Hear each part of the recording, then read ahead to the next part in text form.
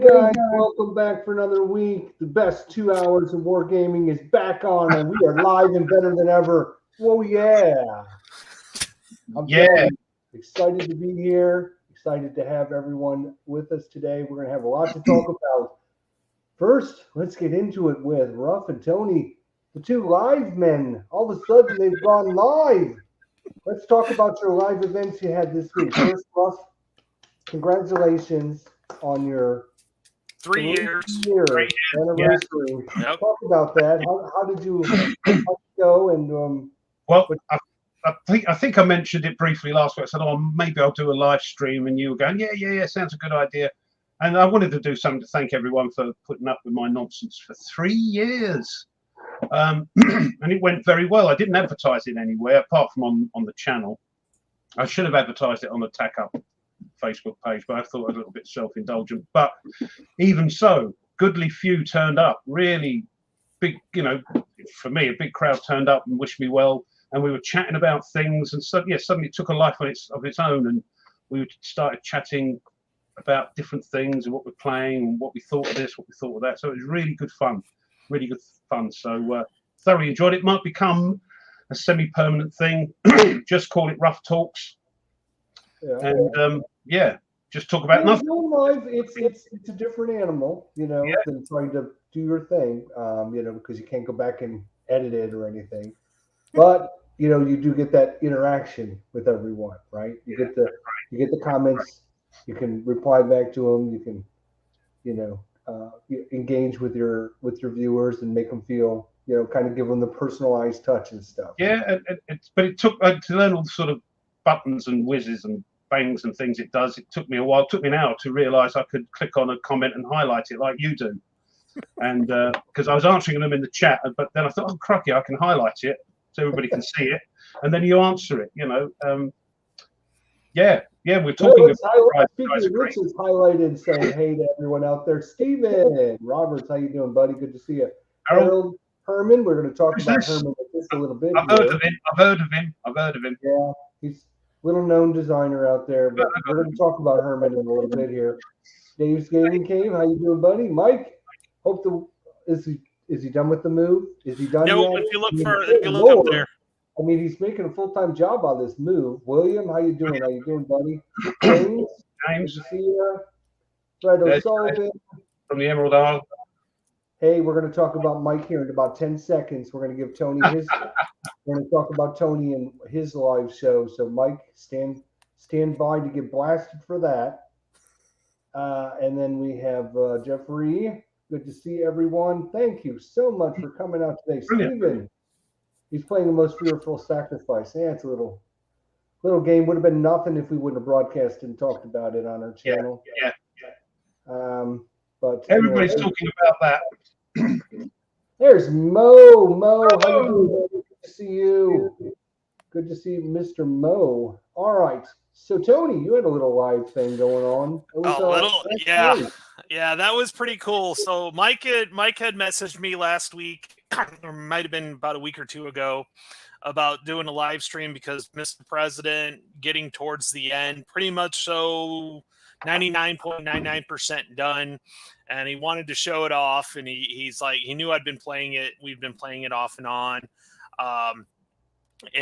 So we had our live stream last night, and Mike was there. It was awesome. We had a great time. Mike was there to help me out, and we had the designer and owner of GMT, Gene, jumped on and was with us the whole time on the chat, which was really, really cool.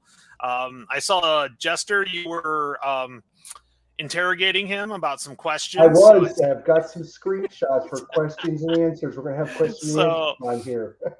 But I'll tell you what, Mike was such a great help. He did a great job with me. So thank you, Mike, for everything that you helped me out with. It was a lot of fun, and we are going to do some more live streams on continue that game a little bit more because it gets going a lot faster. And once we've done a few things and would do that. Oh, he said he'd join us next time. Cool.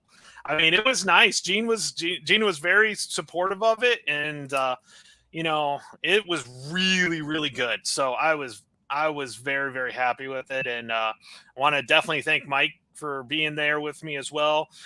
We were both kind of nervous about how that was going to go because other than cons, nobody had seen it, so it was kind of like showing it out to the world for the first time. So it was pretty good. So thanks, Mike. Gene, thanks for jumping in. And it's like taking the baby off and saying, "Okay, here's the new baby." Yeah, I literally made myself afterwards. I mean, I was drained. I literally made myself a drink, and it was lightly raining outside, so I went out on my front porch and just kind of like let it all out and had a nice drink and a nice calm evening for an hour or so. So thanks, Mike. I appreciate that. So Mike said he did good, and I think he did good. I was there. I was told Tony this. I was in my chair watching and typing and communicating, but I wasn't feeling good. So I went and just sat in my chair in the back there. You can't see, but I had it on and listened. So I was here the whole time. I just didn't get a chance to communicate for the second half, but I did, as you mentioned, kind of interrogate Gene on a few things, and I've got some screenshots we'll share with you guys in a little bit because I asked him some questions point blank because I didn't want to get the runaround. You know how sometimes you talk to people, you get the runaround.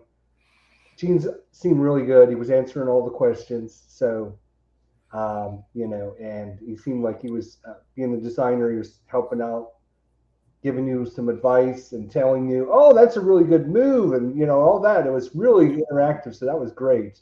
Yeah, it was funny because I had spent the whole day, like, my mind was prepping for this whole thing, and my wife's, Karen's like, oh my God, I feel nervous for you. I'm like, this is kind of a big deal. So yeah, it was really good. So yeah, it was good. I can't wait to play it some more, to show it off some more, because it's really a good game. Awesome. So you had some live streams. Oh, that's right. All you do is live streams. So, but hey, you've got some live streams that you did. Yep, I got a few. Way behind and getting a shot. So Mo just released the Long Road primer video, so that's cool. We'll have to check that out. I did not get a message on that yet, so have to check out that video. So I actually did something special live this week as well, guys. It was the week of going live and doing things for the first time. So me and Herman Lutman, not Lutman, it's Lutman. We all know that. That's what we know him by. That's what we love him by. We've been going. We've been getting together probably since for the last couple months, getting together and playing games and having a good time and this, that, and the other thing. And I finally suggested that why don't we just do it live, and this way people can come and watch, and we can comment, and we can show people these games, and we can have a good time. And he's like, okay, so what game do you want to play? And so we talked about it, and we decided to play Gloomhaven, which they have a computer version of Gloomhaven. We decided, well, that would be pretty easy because the computer run everything, so we only have to run our characters. And he had mentioned to Mark Walker that he was going to do this with me, and Mark was like, oh, that would be fun, and blah, blah, blah. So Herman said, well, come on over and join us. So the three of us decided to play some Gloomhaven online and talk about board gaming, and it was a really, really good time. And having both of them there and just interacting, and you know how Ruff always says, right, Ruff? You say when you get together and you're just having fun and you're playing, it really comes through on the video that you're having a lot of fun. So it was a really good time, and as Herman said, I haven't laughed that hard in a long time. Yeah, Mark said some.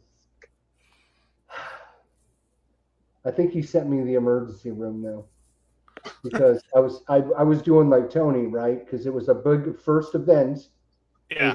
And I wanted to make everything perfect for everyone and make sure everything was ready to go and everything was clicked on and we knew what we were doing.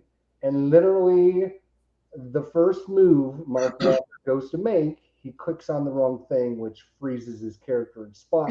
He's a nightmare. Mark's a nightmare, isn't he?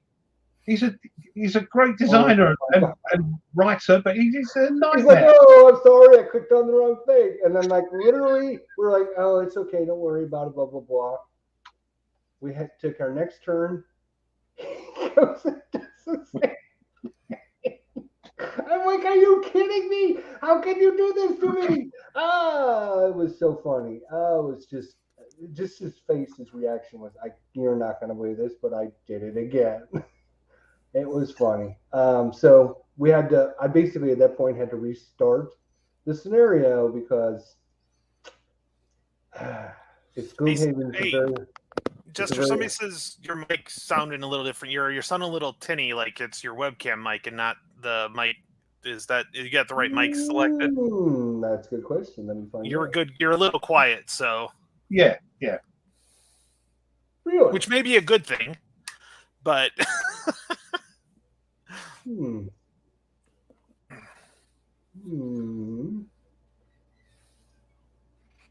But no, that was fun. That was funny. I was watching that, and I'll tell you what, Mark also knew everything about the game. He told you what you could and couldn't do, and I was like, I couldn't believe how. Yes, that's better. Yeah, that's better. Can you hear me? Yeah, that's perfect now. No, I don't want that. I want this. Let's try that again, dumbass. Now you're back. You've got that NPR. Can you hear me now? Yep. Any better? A lot better. Yeah, you've got that silky smooth sound now. Yeah. The silky smooth. Oh, man. Yeah, the NPR. All right. We're going to have to restart this live stream. Everyone. Oh, man. Everybody get out and come back in. Dude, yeah. Speaking of live streams not going so well. Bad. Live streaming sucks so bad. Why didn't somebody tell me that to begin with? I didn't think about it until somebody, I think Mo mentioned it. So, and then I was like, it wasn't like you couldn't hear it. It was just you were quieter than you usually were. So, damn. I can't believe how much the mic. I'll tell you what, Mike. The mics actually matter. So I finally got a wireless lapel mic to do my videos in, and it sounds so much better. I really have to ramp it down.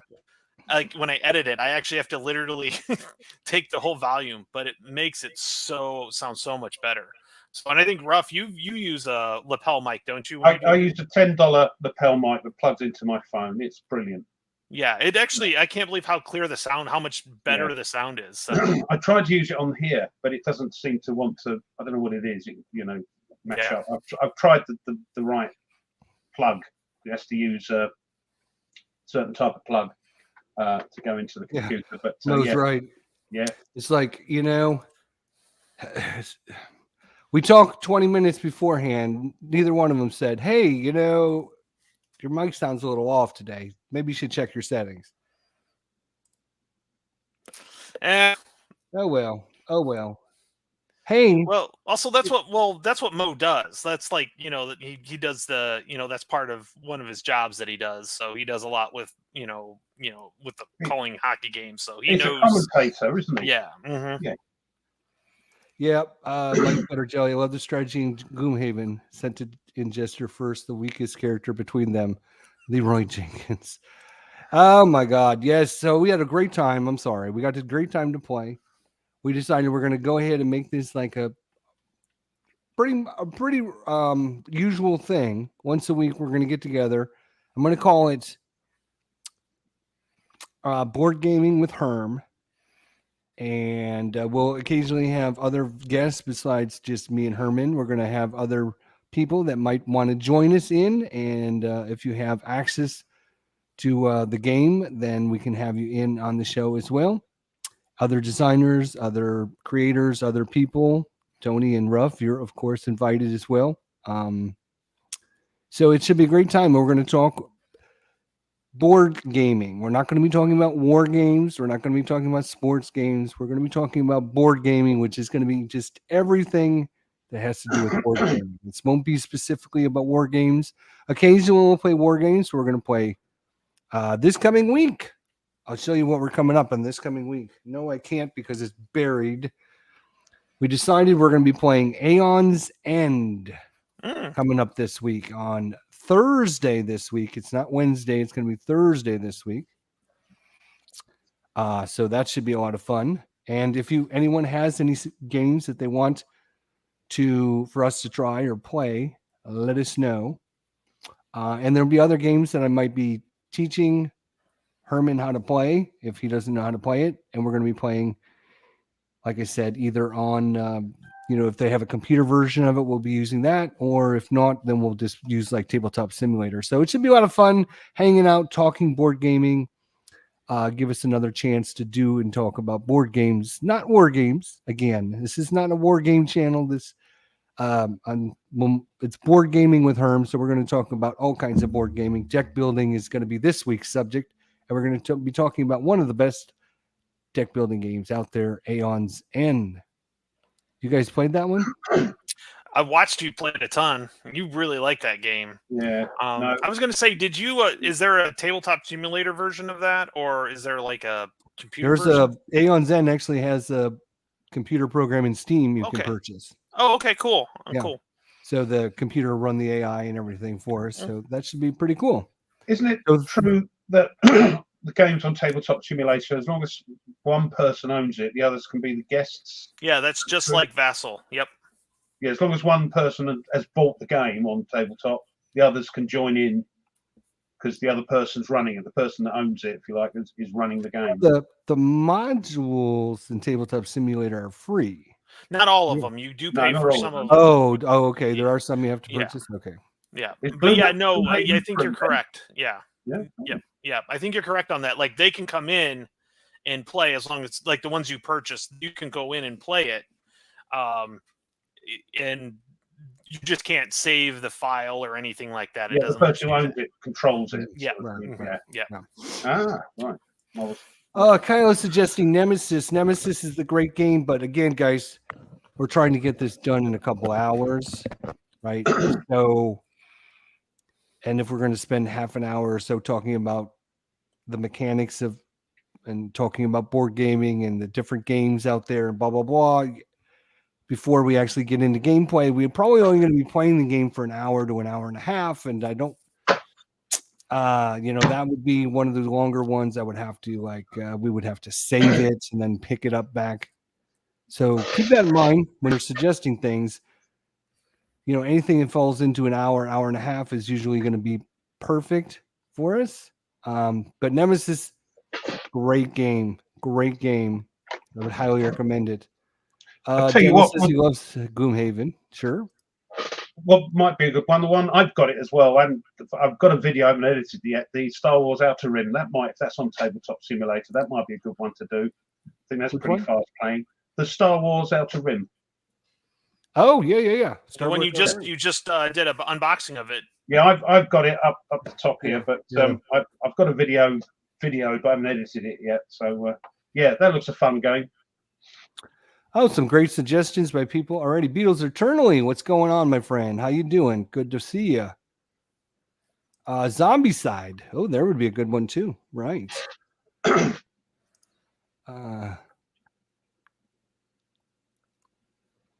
Yep. Zombie Side would be good. I agree. Outer Rim. Yep. Yeah. That's God, it's been sitting on my shelf for a couple of years. So, I mean, that's another reason why we wanted to get to this, right? Because me and Herman, we would talk. We'd get together and we would just talk. And I'd be like, man, there's all these games that I don't play that are sitting on my shelves and everything. And he's like, me too. And I'm like, well, we should get together. That's how this all started. I'm like, well, we should get together and play some of these games so they don't just sit on our shelf. And he's like, yeah, that's a great idea. So we're working out the best way to do it. And we're hoping everyone will come along for the ride. So, it should be a lot of fun. Massive Darkness 2, says Beatles Eternally. Yeah, that would be a toughie. That's a heavier game, isn't it? That's a little challenging. That's a little challenging. Anything's doable. But I've got a list of like 20 games so far. I know every time I go into the game store, I look at Aeon's End because of you, Jester. Like I look at it, I'm like, ooh, this looks. Jester's has fun with this, and I'm like, But now since there's a Steam version, I might get that. I might get that if it does everything. So Yeah, wait till the Steam sale, and you can pick it up for like $8. There's an expansion that's like $6. Yeah. So if you purchase a game like Aeon's End or Aeon's End, do you get things like the rules and how to play it and everything, or do you have to own the game? Well, it depends on the programming, but 90% of them say, I would say yes. There's usually a tutorial how to play. Right, that's cool.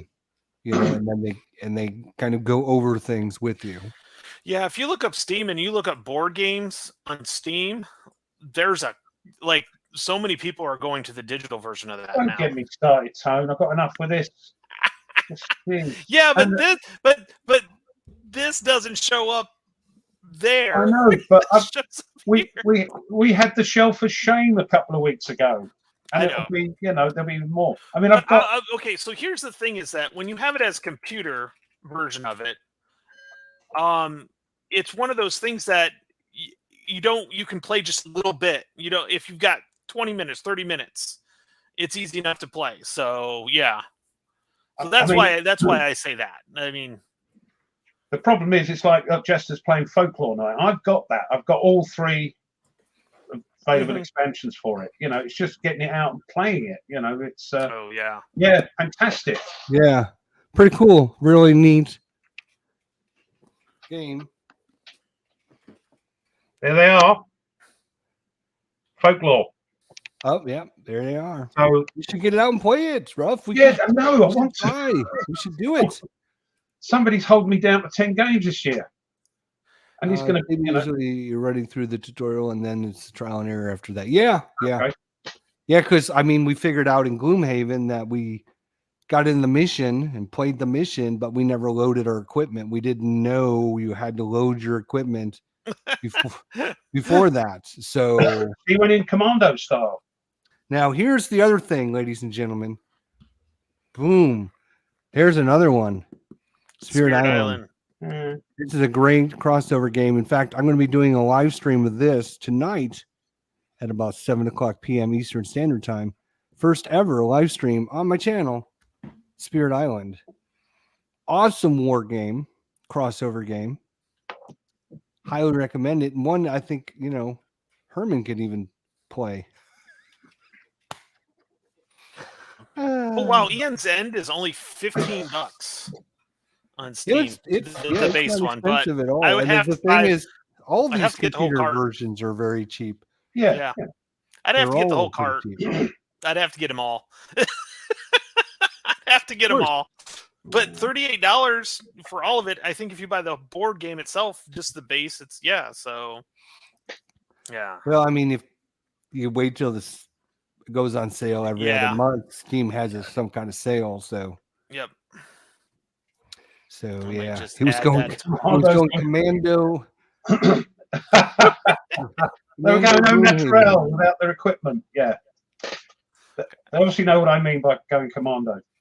Well, there's an idea. Folklore has a do they? Tabletop simulator module. Thing with that is, as you know, Jester, there's a bajillion cards. Yes, and it's so hard to take care of on your tabletop. Takes care of that. I'll have to look at it. I'll have to have a look at it. I don't know how much it is. It's a great game, and all my cards in all my 3 expansions, regardless of the size, are all sleeved. That's nice. Yeah, nice. Bit of a nerd like that, but it is a great game. Well, we talked. Last week we talked with Herman and Mark on the show about, if you're a war gamer, right, and you play war games, are there other games out there that you might be interested in that you don't know about, right? And that's kind of why I started this wargaming with Herm, is because there's a lot of other games out there, and Herman and Mark Walker said the same thing. They're like, just because I'm a war gamer doesn't mean I don't play tons and tons of other games. And so bringing these other games out there and showing people like Spirit Island and saying to yourself, wow, that would be pretty cool. And even though I'm a war gamer, because I'm basically defending an island against invaders and doing war with it. So I think introducing people to more games, more systems, and as Herm has always said since we've met him the first time, the more games you play, the more different things you see, the more inspiration you get to try different things and play different things as well. So if you try different things and play different things, it might lead you down a path that you would not assume you were going to go on. It does Anything get Arkham good. Horror, just throw that up for me, by the way. I love Arkham Horror games. Yeah, and I think it does us good as war gamers because you can get into that rut, and a lot of war. And I'm not, you know me, I love my games. A lot of them are very similar, especially hex and counter games are very similar with dots and things and movement, and so it's nice to sort of refresh the palette every so often and play something bonkers, you know, like Folklore or Shadows of Brimstone or Aliens, Legendary Aliens. You know, it's a good thing, or even tiny. What is it called? Tiny Epic, whatever. Tiny Epic Galaxies. Yeah. Tiny Epic Galaxies. Love that. Galaxies. I mean, they've got a ton of stuff. They have Tiny Epic Dinosaurs, which I got to get out on the table with my son. No, that's stretching a point. Like we just went and got a big Mosasaurus that's like this long. Like literally, it's this big. We've got, I don't know, this huge Brachiosaurus thing that's 41 inches long. Like, yeah, so I've got to get into some of those dinosaur games. You're just frozen in an unfortunate pose there, Tone. He did. Did it? Yeah. I've got a size of mine. So see, this is what happens when you have two kids on playing Roblox, my daughter on YouTube, my wife on probably watching some rubbish on TV. You know, it's like, and I'm hardwired in because imagine if I was just on Wi-Fi for that. So I actually ran hardwired to do this. When I did my live stream, I checked it because you can only do it on StreamYard if you don't pay for it at 720. And I tried it on 720, and I was like this. I had to do the stream at 480, is it? So it looked okay because it was just me yapping, you know, just me looking at me. That was fine. That's my only problem. If I try and do live streams and I'm looking at games, you know, doing it down like you do, Jester, I'm just worried about the quality. I was thinking about going over to Twitch because you can do 1080 over there for nothing. And then telling everybody they come over to Twitch, we've got a channel over there. But then again, will my internet and computer cope with it? But these are things I've more of your computer than your internet. Yeah. So, yeah. I had trouble. So I like using OBS for live streaming, but it runs and TTS runs, and they don't. Yeah, it's too much. So that's why I had to use StreamYard, is because StreamYard is just, you know, not, it doesn't take much to run StreamYard, no. computer wise. So it worked great last night. So I might, like, one of the games that I have is Elder Sign. I love Elder Sign. That's great. Another one, great fun. Yeah. Just chuck them. Yeah, they have a good TTS module for it too. So that one, I was playing it one time. I'm like, oh, this is great. That's where I learned that you could actually save games, and it was crazy. Right. I had finished it, and I had learned how to save games, and because the only time we had used it is like when somebody was Mike was showing us stuff and things like that. So I'm slowly starting to get more adjusted to TTS. Yeah, I am automatic Vassal. We were talking about on my live stream. You know, it's a necessary evil, I think I called it. That's why I got the down thumb, I think. So it was probably Stigler because you're criticizing. You're good. But yeah, TTS is great, you know. And I think we find that when me and Tweez do our live streams, he hosts it, and sometimes he fades out, it cuts out, and again, I think it's Discord. He runs it through Discord and OBS, and I think the pair of them they suck a lot. If he has a blockage in the pipe, that's it. Yep. But there is, as Tony said, there's a ton of games out there, both on Steam and tabletop. The only problem I have with tabletop is it's a lot of management, right? Like if you're trying to get cards, right? You got to click on the deck and you got to get the cards, you know, and then you got to zoom in to see what's reading the card. You know, it's a lot of, actually having the game and having something in front of you is so much easier to play. It is. I It is. don't. Oh, Yeah. I tried playing the Spirit Island on Tabletop Simulator, and it was not. It was okay, but it was not fun. It was just because there's a lot of things like I got to look at my cards to see what little symbols I have on my cards, and then I got to on Tabletop Simulator. You got to click on each one of the cards. You know, there is some management to it. So there are certain games that work really well with that, and then there's games that don't work so well with that.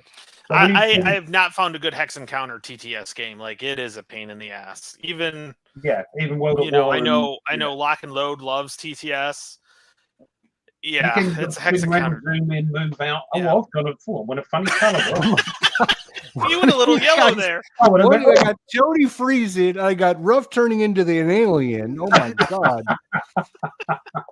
But yeah, what I was going to ask is, when you buy it on Steam and it runs through Steam rather than TTS, it's more like a computer game, is it? Yeah. Yeah, yeah, it is a computer game. Yeah, it is. Yeah. And both people would have to own it too. With that. Yeah, exactly. So I mean, it's a little bit of investment. And Herman's right. Rolling the dice in TTS is horrible as well. It is.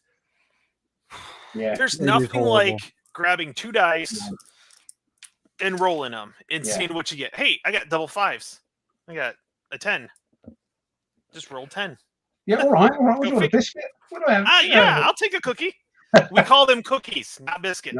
No. What we call biscuits are totally different. Right. Yeah, they're like take your teeth out. Yeah, they're. I don't know if you guys saw, but I got this this week.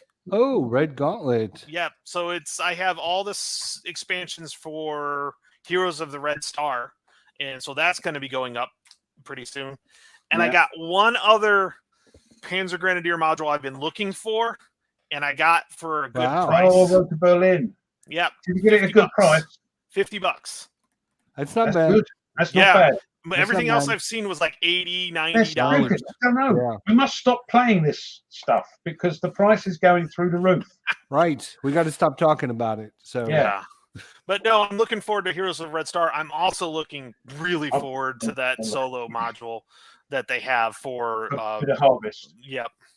Yeah. Yeah. I mean, literally before we started this show, you could go to eBay and you could buy every single Panzer Grenadier module and game for like $10. 10, 20 quid. Yeah. Maximum $10 to $20. Any module, any game. For some reason, ever since we started the show, we started talking about it. Now the price has gone through the roof. Yep. You used to be able to get the Eastern Front for like, less than $50, $40. I think I got mine unpunched for 25, 30 quid. I can't remember, but it was cheap. Yes, Kyle, that's the one where Berlin is in the desert. Yes. Yeah. All right. Marmalade maps. You have to look through that. Like I want to be yellow. Then you have to pretend. Berlin's in the desert. Yeah. Well, it's the road to Berlin. It's not Berlin. It's the road to Berlin. Algiers. So. Stigler calls us the cause of the inflation. I see. It's crazy. I mean, it's crazy. Box fart. so, but no, I've been looking for that one, and on eBay I have that plus ATS, like some of the modules, like because I like to get the auctions because sometimes you can get them cheaper, and so I look for them, and that was an auction. Nobody else bid for it. I said, hey, that's a good price. I don't know what it is. I saw one. It was going for next to nothing. I put a bid on. Next thing is Mike. If you're going to get Mage Knight, you want to get. Hang on. Get the Ultimate Deluxe Reboot version. Yeah, it's down there, but it's the Ultimate Edition. It gives you everything in one box. All the expansions and whatnot. Yeah, I don't know. It might be a little hard to find. It's a little hard to released it like last year, and it might be a little hard to find. I noticed on Monday the 25th, so a week from Monday, Lock and Load has got the Fury. Gold, yeah. The next one. So that's going on Monday. But I was going through the other games on GameFound, and they're reprinting the Great Wall that Jester got. They're doing a reprint for that. Jester, did you just throw your back out lifting that thing up? It's a heavy box, but it does Blood and Fury. Yes, thank you. include No. the Lost Legion, the Krang, and the Shades of Tesla. All those plus the core game in one mammoth box, as you can see. Yeah, it's God. £94.60. I don't have the lid on properly either. Yeah. Oh. Yeah, it's out of stock over here, it looks like. I was going to say it's probably going to be out of stock most places again because they're releasing like I don't know. Every couple years it they was re-release it it, was yeah. It was out of print for I would say a year and a half. Then they re-released it and like instantaneously went out of print again. So Alistair, I'll be right back. I don't know if excuse me, the old hay fever. speaking of spending your guys' money, whoa, did you guys hear that? Was that Let's thunder? talk. Let's talk. Oh, nice. Look at that. He's got the 10-year anniversary. Yep. So I got a bigger box. They were asking if I had a bigger box. Well, here it is. This is the one that's just as big, but it's not heavy. Just like that, because it's all cards and stuff, so it's not that heavy. I haven't even punched any of this stuff. It's just, I mean, the quality is awesome. Mm-hmm. So, but yeah, I haven't even really got into that yet. Oh my God, Tony, punch those counters. Good Lord. That's big. That's not too bad, is it? That's not too bad. Same company though. Oh, You that's notice nice. that? Yeah, I bet it's the same size box because it's Flying Yeah. Frog. Fine Froggy. Yeah. Which is that? That's the core one there, Ruff? That's the Swamp of Death. I've also got the City of the Ancients. And up there, showing you my horrible shelf at the top there, there's all the expansions up there. Oh, you got quite a few. Nice. Nice. How much have you played? It's not as much as I want to. It's something the family actually enjoy. We played it once. I played it on my own. I played it with the family, and they quite enjoyed it. So Good crossover game. It's a war game. Yeah. Yeah. People are fighting things. And you played with the son and the wife, and Yeah. each had a character, and And they were moving it. They're going, whoa, where do they come from? How? And of course, the boy throws it, and we get 10 zombies or whatever. You know, it's like, oh, great, thanks, son. Yeah. we all die a You're horrible death. worthless. Yeah. So. But these games are great because, like any game, if you die, you put it back to the start, shuffle the decks, and start again. You know. Start again. Oh no, that's not realistic, Ruff. Come on now. Oh. Read a book, watch a film. Yeah. So speaking of spending people's money, here is our weekly $186 GMT P500 update for everyone out there because we do that every week on the show. This week, charging in final production, we have Great Battles of Julius Caesar Deluxe Edition, Musket and Pike Dual Pack, Salerno 43 Mountain Map. This is the second printing of that. Stalingrad 42 expansion, and this Accursed Civil War, the second printing. Of those 5 games, guess how many I got? Guess. You got the lot. 4. I got 4 of them because the Accursed Civil War is already in dual pack. Is in Yeah. the dual pack. It's already in the dual pack. I So got basically, the you have all of them. I have all of them, yes. I got Yeah. the 3. I actually put back Musket and Pike for now, but I definitely kept the Julius Caesar one on the pre-order for sure. I'm glad. I forget how much it was on the P500. Can you remember? It was pretty cheap. I remember that. Yeah. For which one? It's- Which one? The Julius Caesar, how much it was on the P500? Right here? Yeah, how much? I don't know. That's the price now. That's the price now. No, Oh, 500. 59. Yeah. Why has it not changed? I tell you what, that's about 50-ish quid. Yeah. Okay. 50 British pounds, 55 British pounds or whatever, something like that. second chance games, when they get it in, it's going to be nigh on £100. That's because it's a big old, it's tons of stuff in it. So I'm so glad I ordered that at the P500. That one is worth it. It's getting to the stage now for us lot where it's getting smaller and smaller, the amount we save because of postage. You guys are going bonkers on it. So, well, they're shipping from California, and for some reason, shipping out of California is ungodly expensive. I don't know what it is. Shipping to or out of California. GMT needs to come to the East Coast, forget that West Coast nonsense, and get over here on the East Coast. Go to Tennessee. Apparently, there's some really good deals in Tennessee right now. They're really They'd be right near Herman, and so your country has different postal rates for different states. Well, different, That's not right. I think it's by distance. Yeah, it's more by distance. California is all the way on the West Coast, so when you got to ship something all the way on the East Coast, it's going to cost them more money.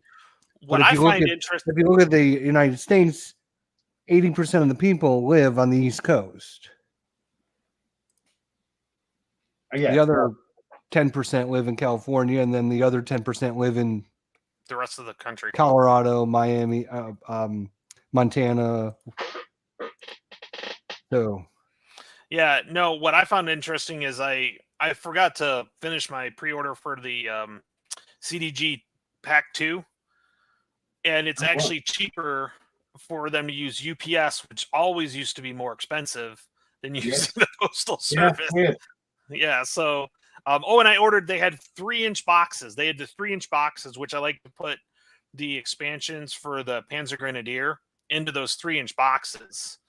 So I ordered a couple of those, and it was like half the price to go UPS than it was Postal Service. It's nuts. It's nuts. $27.90, Tony. Look at what you've done to. So I messaged Gene yesterday. One of the questions I asked Gene was, I said, Mr. President is at 2780. 2780. Oh, hang on. Wait, no, I can't. Hang on. 2780. 2780? 2790. So you've gone 10 people have pre-ordered it since yesterday. I thought everybody that was going to get it has gotten it or was on there already. Well, you've got 10 more. Yeah. No. I think everyone's waiting to the last minute. Because I asked Gene, the question I was asking Gene was, will Mr. President be the biggest release for GMT this year? And his answer was, well, currently Pacific War was our biggest one, but final production isn't ready for this yet, so we don't know what the final number will be. Because if you look at Pacific War, we had 3199 pre-orders. Okay, almost 3,200. So the question, basically, I was asking him, are you going to beat that? Is Mr. President going to beat 3,200? Okay, it's at 20. What did you say? 2790. Yep. So there's still a good chance. 300 more people, but I think a lot of people are waiting till I'm not sure about this game, and you release some information and like 10 more people jumped in. I think there's going to be a lot of people towards the end jumping in on pre-ordering it, because here's what I would say. Of all the pre-orders that I've had with GMT in this last year, this is like the best deal you can get. If you look at the price. Oh yeah. It's like almost 50% off. It's $52. If you don't get it, it's going to be $100, $99. Because remember, everybody, I think it was 2 months ago, maybe 3 months ago, they increased the retail cost, but they did not increase the P500 cost. So you can still get it at the same P500 pre-order cost. There's a possibility that it might be end of this year, but probably more like the beginning, I think, of next year. It just depends. But there's a possibility we could have it by the end of this year. and they are that far along on it. So yeah, pretty much. So I think Yeah. most of the artwork's all done. So they're just kind of going over it with fine tune comb right now. So, and that's Gene's baby. So you know it's going to get it's going to get that fine tooth comb for sure. So, by the way, Stigler's jumped on, Jezza One's jumped on. So, Yeah. I wanted to say hi to everybody. And if I missed you, if you haven't got on yet, I appreciate it. So definitely. So, Well, here was some screenshots I took, some questions. People have always been saying, "Well, why don't you get Gene on the show? Why don't you get Gene on the show? Why don't you get Gene on the show?" And the answers were, Gene doesn't do interviews. He doesn't come on people's shows. He doesn't do that crap. So I asked him point blank yesterday during the live stream with Tony. I said, Gene, when would you like to come on the War Room and chat with us? Guess what his answer was? Dun, dun, dun, dun, dun. It is. now he's got to find it. I got to click on the right button. I got to click on the right button. He said, once we're finished with all the final production and proofing of the game is off to the printer, I'll be happy to come on the show. Mark it down, ladies and gentlemen. Gene coming on the show right here on the War Room with us. It's in writing right there is his reply. He can't renege on us now. Oh, no. I've got it. I'm keeping this screenshot forever. Yeah, keep Forever. that. Put it to the lawyer. Send it to the lawyer. Make sure. Who says he does interviews? You just have to get him in the right mood. Hey, Stigler, Gene was specific because Stigler just asked, was anything in it with the recent upheaval in American politics? This is probably the most apolitical game about politics I've ever seen. I'm pleased to hear it. Actually, Yes, I want to learn about your political system and how it works, rather than any argy-bargy. Yeah, so it really does more of that than any side one way or the other. Good. But what was funny is you have to randomly choose what the public is interested in. And literally it was gun legislation, what was it? Education reform, and what was the last? Recent domestic crisis, like lingering domestic crisis. It's like, can you get any more like accurate, but not be accurate? So it's just really interesting. There's not like more gun legislation, like more control or less control. It's just gun legislation. So you can put into whatever you want. Whatever you want, yeah. Yeah, but it's the least apolitical political game I've ever seen. So it's really cool. Yeah, it's more about it's more about not how do I put it? It's not about what the issue is, it's how the issue affects everything else, I guess. Is that kind of the way that you would say it? Yep, that's a great way. Yep, yeah, exactly. That's what it is. That's put my mind at rest having ordered it, you see, as a Brit. And Butter Jelly said that he will do our interview. He talked about it last night. Excellent. Yep. Excellent. We look forward to having Gene on and talking with Gene. And we've got a lot of questions for him. And we'll have to get him on the show and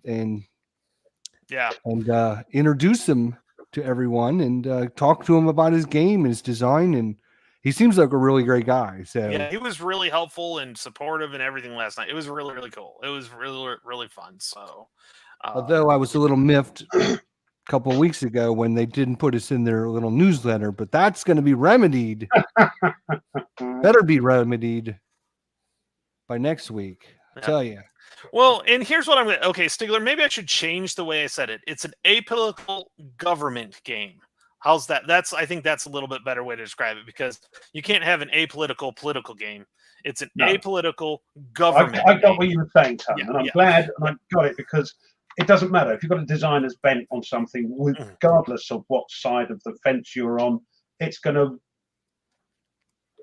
would put it off for me, regardless of my affiliations, whatever they are. If somebody's pushing something in their game, I don't want to know. I play games. I think that's good information to get out for people. Yeah. Right. Because I think a lot of people are going to be like, oh, I don't want to have to deal with that when I'm playing a game, because they don't realize it's not dealing with that. It's really, and it's more than just political, right? It's all economics. It's crisis. It's relationships with not only people but other countries and It's how government, as you everything. said, Tom. Yeah, Yeah. government. It's a work. crisis management game is the core of it. You have to deal with crises that are out there, and how you deal with them affects how something else could happen. So I've started a game. Every time there's been a change, we need to restart the game. So I've started about 5 games, and every single one was different. And I love that. It is awesome. It's if you like solo games with tons of decisions, this is the game. This is literally you have more decisions. There are some games where okay, I need to do 5 things, but I can only do 3. In this game, you have to do 1,000 things, but you can only do 3. So it's like a governmental resource management game with knobs on. Yep. Mm-hmm. And that sounds good to me. I mean, I don't mind resource management games because we do play them in war games, don't we? Some of the like siege games are resource management games. If you peel away what you're doing, you've got a certain amount of things you can do. You can't do everything, and things will creep in. But yeah, I quite like it. And also, will I learn about your bonkers government system by playing it?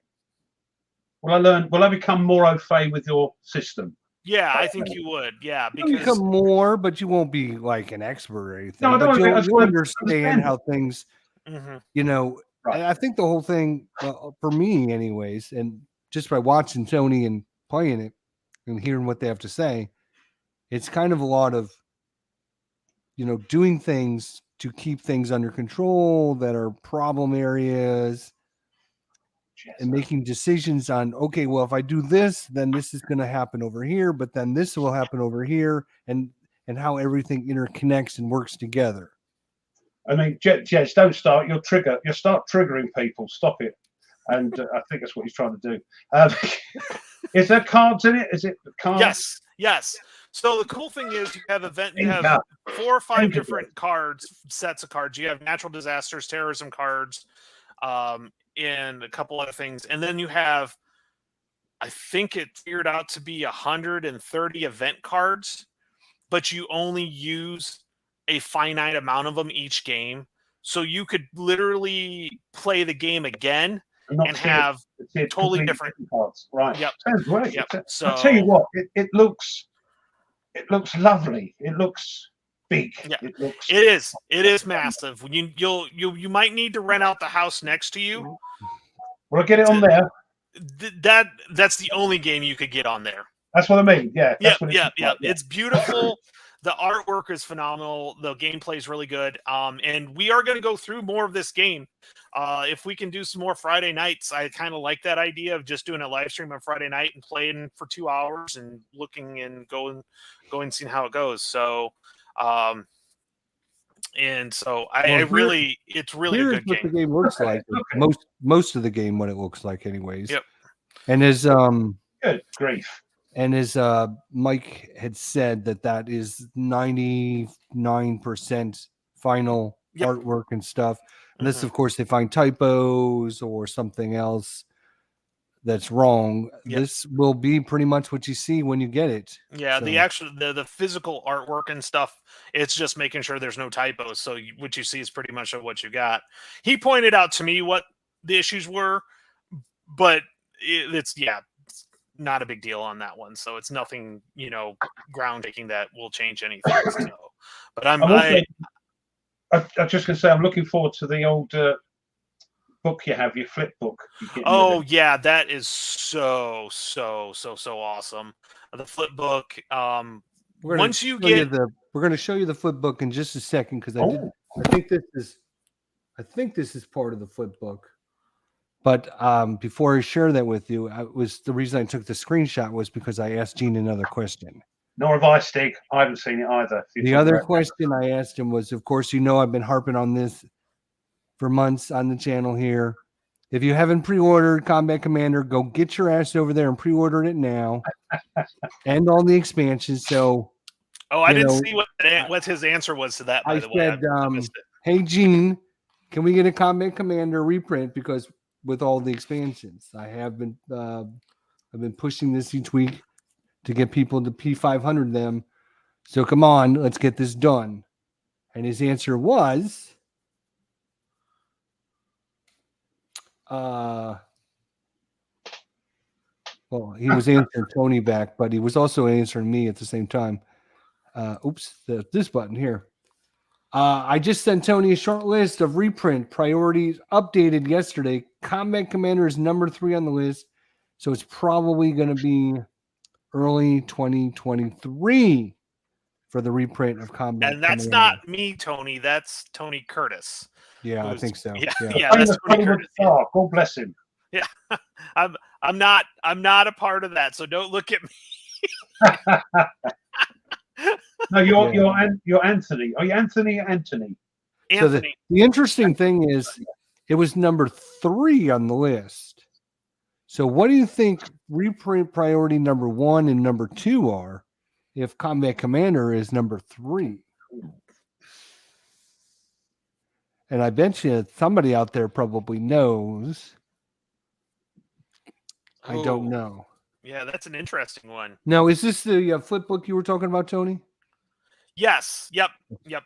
That's a flip book. It'll be in a spiral bound, so you don't have to like leave it folded open. You can just go to flip the page, flip it, and so I'm really, really awesome with it. Yeah, I've got it. He sent me the email of it. So yes, but that's a flip book. So they actually, when they released the TTS module out to the public, which is not out there yet, that's already built into the TTS module. So you don't even you just need the charts. You can use the TTS module for that. So that's pretty cool. So that's to help you learn the game, yeah? Yep. Well, that's actually, you follow that game. It's not to learn it. You actually use that every time you play. You go through it step by step. And there are very few mechanics of the game. Like learning to play the game's easy. So there isn't a rule book. That is the rule book. There is a rule book, but you don't need to read the rule book. The rule book is there for if you have a question about something. It's a reference it's a reference, you. yes. Yeah, right. But what the flip book does, it says, okay, you're going to pull this chit out. Here's what this chit, and then it lists. So this chit says something on it, and it tells you exactly what you have to do.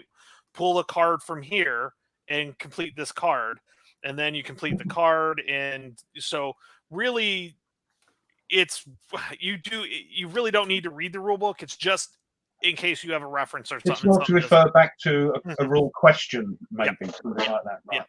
Or clarification or something, yeah. Yep. The cards, the chits are the driver of the game, and then the charts, which this is a chart-driven game. I'm going to tell you, there are books of charts. it is what it is. Chart. Yeah. And to give you an example, so Ruff, I know you weren't on. So this is the diplomatic actions chart right here. Oh yeah. So there are actually 9 things here. Like, so this is broker. So you roll a die, look them up, yeah? Yep. So it tells you exactly what to do and how to do it. So it's really cool. Yeah, it's fun. It looks cool. Yeah. Oh, and so my last card was, could I have been named Times Person of the Year? And I had done so badly that the Kentucky Derby winner gets more mention than I do as the president of the United States. 30-some% approval at some point. Yes, I was on that. Gene said he's lived at 18% approval. I think what was I going to say now? Shoot. I can't remember what I was going to say now. God damn it. It was about the approval, but I don't remember what I was going to say. Oh, well. So the approval, you cannot win or lose with approval. You can't win or lose with approval. That's not something that causes you to lose the game or win the game. There's like 500 ways to lose it, and you really don't win it. It's just how well do you do? There's no winning it. It's like, did you complete the 4-year term? That's winning it. Then you figure out how well you won it because you made it. what you're saying is you got out alive. Yes. Yep. Just how well you got out alive. Yeah. So, and the other thing somebody was asked, kind of mentioning, he intentionally did not use any historical figures for cabinet because you have cabinet members. He intentionally did that to keep That's good. to keep the politics out of that. Good. That's good. So yeah, I really think he did a really good job at keeping it neutral. Is the best way to describe it. He really kept it neutral. So Yeah, that's good. so Now, how long? You played it for a little while. Yeah, You're certainly not an expert. You haven't, but how long to play a normal scenario? Because you're playing 4 years, right? I would probably say I got cruising after a while where I could just go through it. It starts moving a lot smoother as you go through it. But I would probably say a good 12 to 24 hours to play through one whole scenario. It is a monster game. Okay. Size and time-wise. But it does go a lot faster. I will say it goes really quickly as you start. Once you get through 1 year, you've done it. It's going to go quicker that second year. It's going to go quicker the third year. So the more you play it, the quicker it becomes. You know where all the charts are. The hardest part is, okay, this is this chart. Where's this chart at? Okay, it's in this book. Once you learn where all the charts are, it's easy to go through. That's like all solo games, really, though, isn't it? Where's that table I need? After a couple of goes, you know where to go. Yeah, Alistair, there's no campaigning. So nope. If you do well enough, so technically speaking, if you do well enough, you can run for a second term. And of course, our presidents are 2-term limited. So you can technically run for another 8 years or another 4 years. Yeah. So yeah, so and there are historical scenarios, but remember, this is from 2001. This is not, we're not going back to Kennedy or Nixon or anything like that. So there are some historic scenarios. I just like the sandbox scenario. I think that's the fun because it puts events, you have no idea what's going to happen. It's just you were in charge. That sounds fun. Yeah. Yeah. So I did like the mechanic where you start off the game drawing random. Yeah, there's 3 cards that gives you your issues or problems to start with. So that'll be different every time because you'll have different 3 cards that'll come up. Yep. And then you'll, instead of having to worry about your cabinet, you might have to worry about the Middle East, or you might have to worry about China, or you might have to worry about whatever. Mm-hmm. Yeah, and so those cards, those cascading event cards, the ones that you pull, really set you up for failure. So I was elected in this case, and then I'm dealing with issues from the previous president that has caused my job approval to drop, which happens all the time. The new president has to deal with the crap that the previous president left, and it could hurt you. It's just the way, politics, government is. It's the way life is. You get a new job, you're dealing with crap that the last person left you. Especially in government. Happens over here as well. Yeah. Yep. So it's really good. I can't stress enough how much I think this game is going to show that you don't want to become president. Right. It was one comment I totally forgot to say last night was, if you think you want to be the president, play this game. It will change your mind. You will not want to be the president. I don't know anybody in their right mind that would want to be president. And I guess that's why people that become presidents aren't in their right mind at times. I don't know. I don't know. I've realized that I don't want to deal with all this stuff. I have enough stuff to deal with in my life. Some of the stuff. Yeah. And so it really is a good game.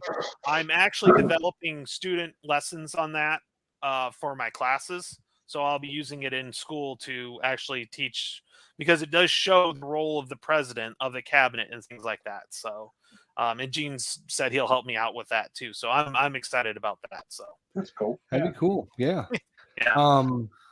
I would actually like to see, as somebody had mentioned this earlier or something, like an offshoot of this for like England, but like back in the Victorian times. Hmm. There is one. There is one. Yeah. What's it called? Yes, Well, Prime there's- Minister. Prime Minister, but I think that's more of the like Statesman series. Is I that- know. I I'm- think it's I'm a looking- new. I think it's a new thing. It's okay. I'll pull it up. I'll Go pull and it pull up. it up. Yeah. Yeah, I'll pull it up and find out. It's not as big as that. Not as big as this, huh? No. I think it's card driven again. It's a solo game. I think, or it's solo. Let's see, Prime Minister. Okay, it's in art and final development. Let's see here. Who's doing it? In 18, it's GMT. Queen Victoria begins her long reign over the United Kingdom. The country split between liberals and conservatives. Liberals strive for social progress, including repeal of the Corn Laws, to help feed the working classes, expansion of the electorate, and to create the real democracy and home rule of Ireland. Conservatives want to slow the pace of change while advancing their own agenda and maintaining to protect the traditional values of the empire. Her Majesty occasionally interferes. Oh, that'll be fun. I can see that being fun. My husband and I. Yeah. So 10 different prime ministers served during the Victorian reign with varying degrees of success. Now it's your turn to experience Victorian political life. When the game is over, how will you be remembered? As a lowly backbencher, unable to work your way to the top? A party leader who fell short in the end? Or will you become the prime minister that history remembers? 1 to 4 players. Right. And the backbencher, by the way, if you're not familiar, us over here know what it is.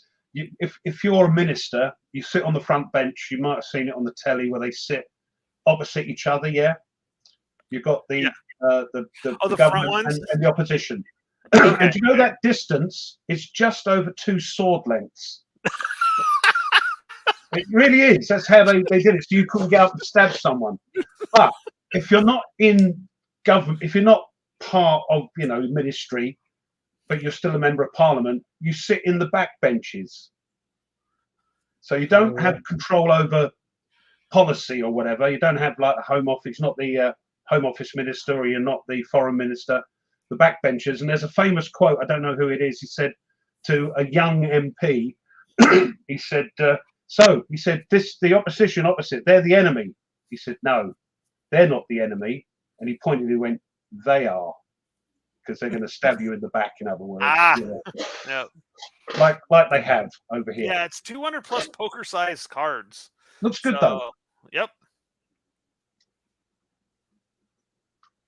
Yeah, so it'll be interesting. That's definitely when I have that one online. So that'll be pretty cool. I don't have this one pre-ordered, so I might have to jump on this It's not one. part of the Statesman series. It's a different new thing, isn't it? Yeah, it is. It's a new one. Yeah.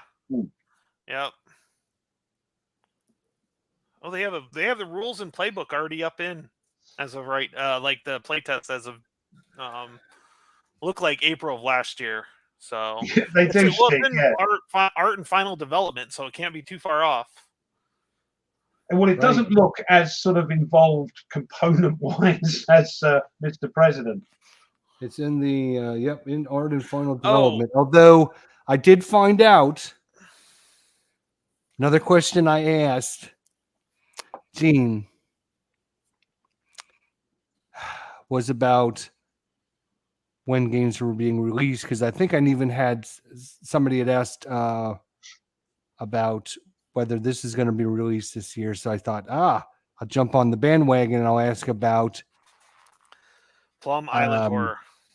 Plum Island Horror. I said, is it going to be released 2022? Because it's on my list of 10 games I need to play. And I did not take a screenshot of this one. But Gene's answer was, it's not going to be 2022. He said it just got in the art department. And it's going to take them a while, and there's a lot of art. So I don't think that one's going to be a 2022. By the way, this says very sad. A standard game Prime Minister should play in about 2 to 3 hours. I'll double that. I'd say 4 to 6. Because you're faffing around, especially the first time. Yeah. Yeah. So Herman said it's still an art. Yeah. So it's going to this be, one looks you kind know, of fun. This could be fun. I think my wife might actually enjoy that because she likes that era. Queen Victorian era. That Yeah. era, yeah. Yep. but a couple of these ones we were wondering whether there was. So his answer about this, Tony, was, Mr. President, he said it was probably going to be 2022. Yes, if not by the end of the year, right at the beginning of 2023. It When is. everybody's skint just after the holidays, Christmas. Yeah. Thanks, Jim. They're gonna release all those and Combat Commander all at the same time because you guys got them all pre-ordered. So it's gonna hit you guys hard. I've got another Panzer coming up, haven't I? Yeah. You know, when they do Combat Commander, you know that's what's gonna happen. The new one was bad enough with the I got 3 out of the yeah. You've got Julius and Musket and the expansion. The expansion, yeah. For that's all right. That's Stalingrad. Yep. Yep. But oh well, you know, what are they going to do? PMQ, as we call it over here, Stig, is normally we've got a channel that just has Parliament 24 hours over here on the BBC. We have it here in the United States. It's just not as fun.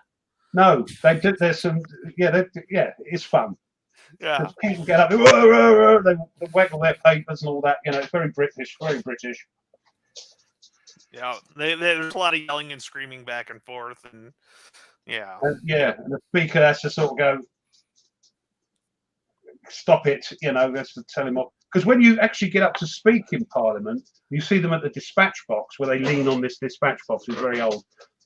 They're actually talking to the speaker, the guy in the horsehair chair at the end. So that's why they will say, well, I'll just start, Mr. Speaker, by saying they can't directly address the person they're talking about. They have to go through the speaker. So, it's all these little quaint things. And yes, they are just over two sword lengths apart from each other. So they can't get up and go, take that, you swine. Yeah. Yeah, it's really good. Yeah. Well, what's interesting is that, so I know this is what we're talking about right now, but there's another new game that I've been playing, and Jester played some of it as well, is the Point Blank from Lock and Load. So that's another new one. Wait for mine, David. that's another new one that's coming out that is phenomenal. It is so much fun to play that. It is, it is so much fun. That's right, Alex, yes. You can't be done then. You can't be told off. Yeah.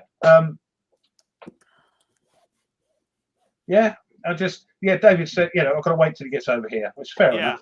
I'll tell you what. Really cool game. And, it's not like just a rehash from something else. No, it's different. It's got its own ideas. It's got its own thoughts. And, it's simple to teach, simple to play.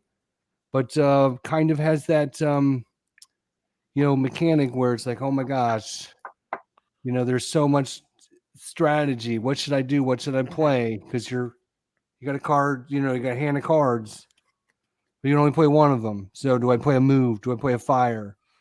What's my opponent going to do? Do I play a terrain card on my opponent? Do I put a terrain card so I can move my tank up? Can I ask a question? Can I ask a question? Because you both played it, and there is a solo or solitaire expansion within the game. Mm-hmm. Is it a proper solitaire expansion, or is it a bolted-on thing? Oh, it's proper all the way. It's Sean. It's if you use it as it is written, you're playing Sean Drulinger, the designer. Right. Yep. You're playing him. So with that, I have found just playing what I've played, it really doesn't matter to use a solo bot. Because there's so much that can happen between, even though what's in what's in the card, the other person's hand, there's just so much that could happen that could change between one to another. So it's pretty cool. I found that I don't need to worry about that. I think that was Robert Thingy who said that. Didn't he? You're going to need a bigger boat. You're going to need a bigger boat. Here's the thing. I want people to realize you don't have to use the big gigantic map that it comes with. It actually comes with chits, so you can set up like the map in a smaller table space. And so like you have sector A, you have all the A's, you have, A1, A2, A3, A4, and you can set it up that way. So that way you don't have to use the gigantic, paper map. It's just there to help you out. But they actually give you the chits to do that. I know it's not the same, but it's a little bit like Warfighter. You don't actually need that board to play Warfighter. It just sort of sets it all out for you. Yep. Right. Yeah, the best way to play Warfighter is get rid of that stupid board and just put down cards for each of your locations, just like face down cards, and then so that way you know how many spaces you need to go. Yeah, that board is terrible. Yeah. So I mean, it actually addresses some of a lot of times when you have card games like Combat Commander, like this Point Victory, the cards in your hand can limit what you do.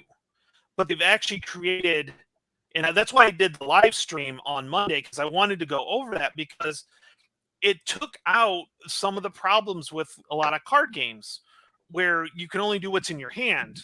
Well, this allows you to make sure that you can still do what you want to do. Now, it just does it.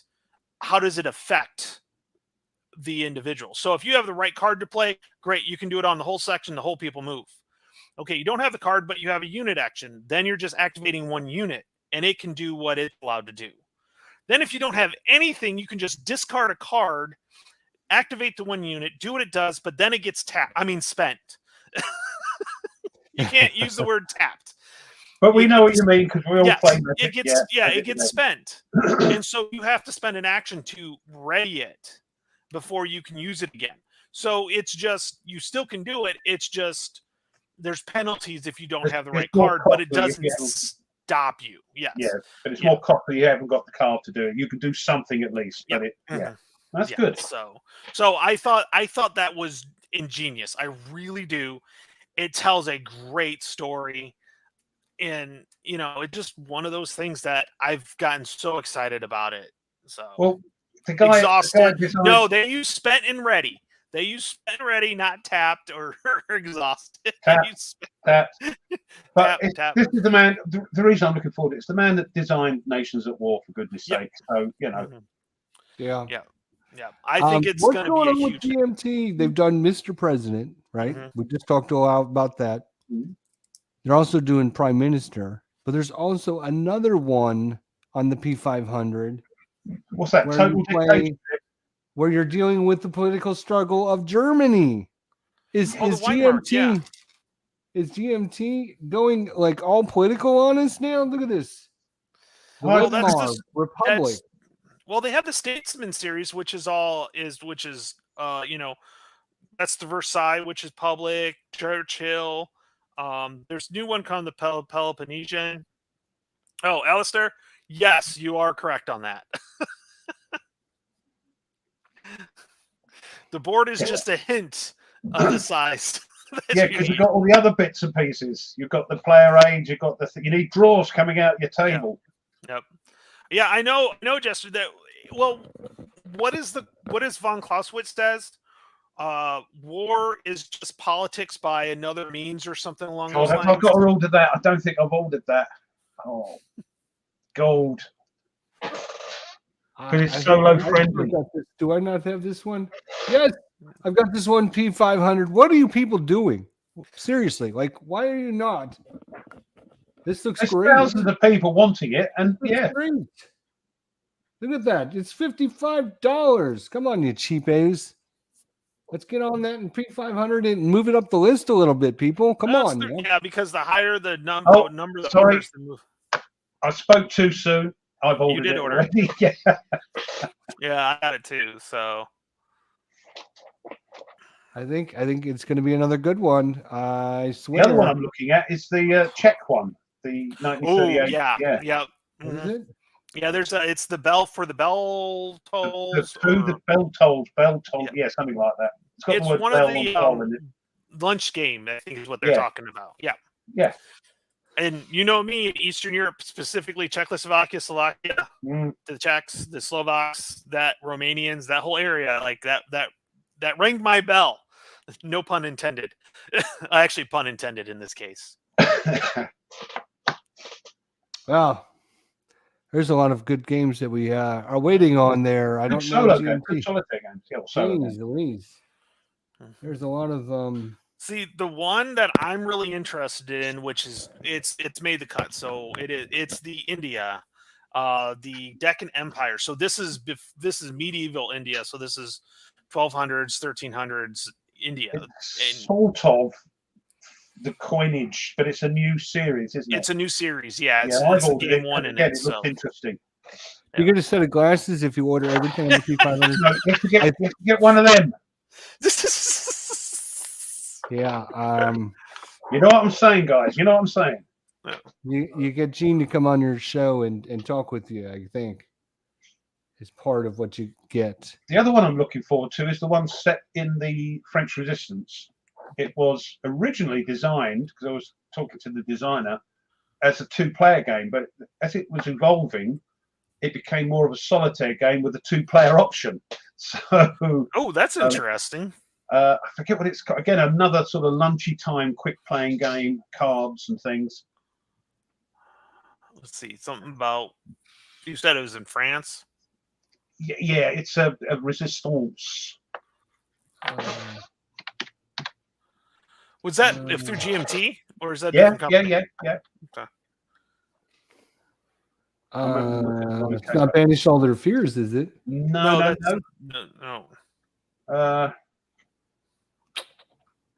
Probably doesn't really ring a lot of people's bell, but it did mine.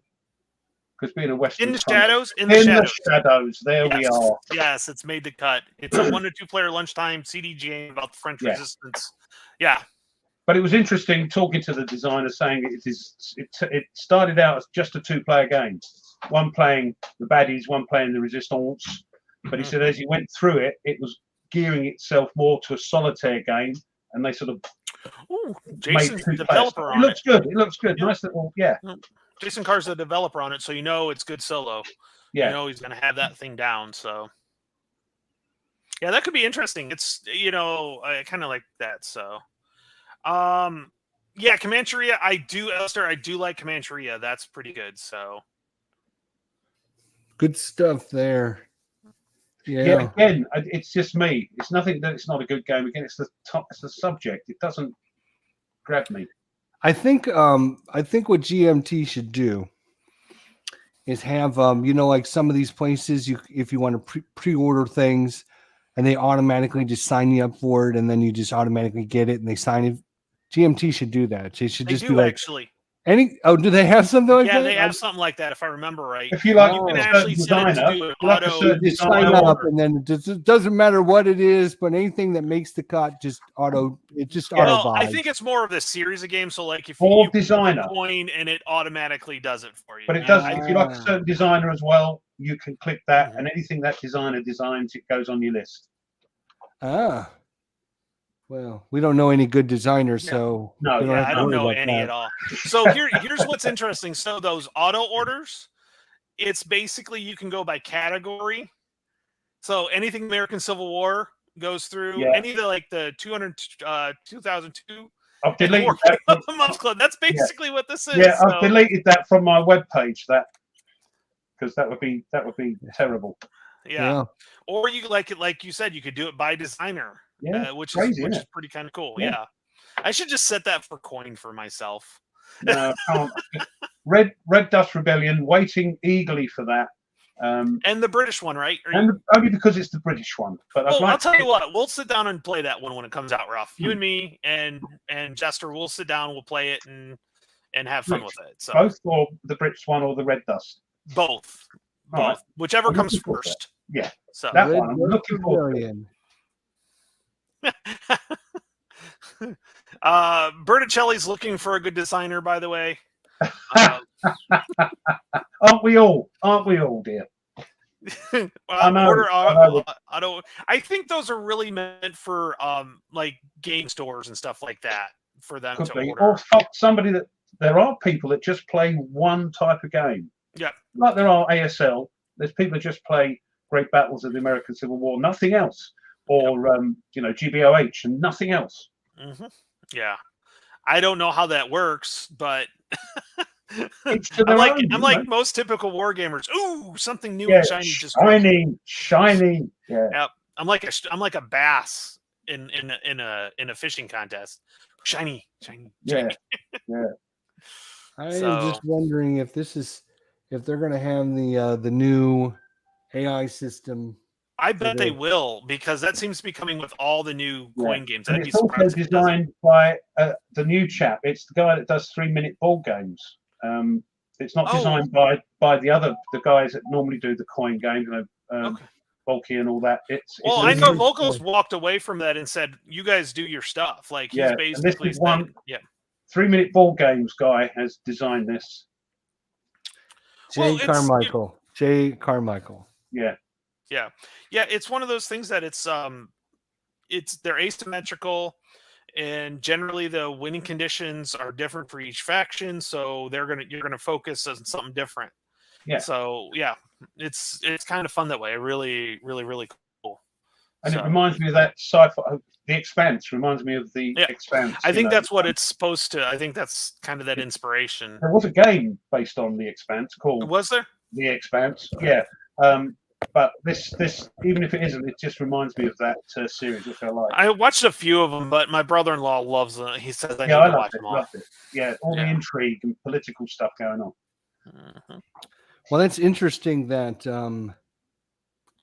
Mr. President is still in the art and final development, and yet all these other games.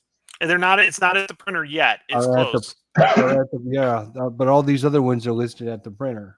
Yeah, I mean, that's Alistair said, get a new shelf. Do you remember last week I said I've got a gap for the game that's coming in? And that was Empire of the Sun. That's it, full up. Yeah.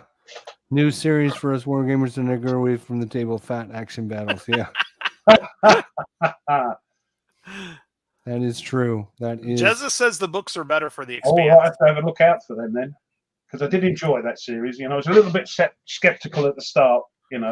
That's the thing. I've never found a visual movie, something like that, that's better than the books. Books are always better, but they can be more descriptive. But it was like that film. Tom Hanks was in it, and I can't remember what it was blooming called, but it flipped from age to age. It was sort of not fantasy, but it flipped from different ages. It was, oh God, I've got to look it up now. Unless somebody not big, Mike. It's not big. Big's a good movie, though. Don't get me wrong. I know it's not. It's big. The box of chocolate ones. No, not Forrest Gump. No. It's I'm not trying to find it here. Oh, Bridge of Spies. That was good. Called Cloud Atlas. I have not seen that one. You've not even seen it, have you? Cloud Atlas. It goes all over the place. Different ages, everything. But the book is out of this world. If you read the book, it does. The film doesn't touch the book. Gotcha. So you're quite right. Books, films. They can be more. Forest of Grumps. No, shut up. Now, Cloud Atlas. Get the book. Hey, hey, in a couple years, that'll be our show title: Forest of Grumps. Grumps, yeah. Forest of Grumps. Or Grumpy Old Gits, or something like that. Yeah. But if you guys aren't part of our ComSim World and Facebook group, you probably should be, because a lot of information, good information, was going on this week about stuff. And even Herman posted something this week on her channel. And he mentions a game that's coming to Kickstarter soon. A deck building fantasy. Do you kill the dragons, or are you the dragons? Because if you are the dragons, my daughter would love it. If you kill a dragon, she's not up for that. She wants to be the dragon. You're not the dragon. No, okay. Sorry. So Look at the size anyway, of those guns. oh, Look at the look, size there's of those. some chap there that did a unboxing there. Empire of the Looks good. Sun. It does look good. Causing a little bit of chitty chat on the old Facebook because it's got a 9 out of 9 solitaire suitability, and people are chipping in going, well, it's not really a bot. Well, it's not. It's a bit like you make the best decision from what I can see. But yeah, it's causing a I little have bit. not got mine yet. Of course, it's coming from GMT, so it'll be another 2 months before I get it. But Put yours on the bottom. I keep telling you because I know. Don't worry, know. he's got a list of stuff he needs to talk to Gene about when he comes on. Yeah, I got a list. I got a list. I'm going Oh to be my God. hiding. I'm going to be hiding under this table when Gene comes on. All right, let's keep my head down.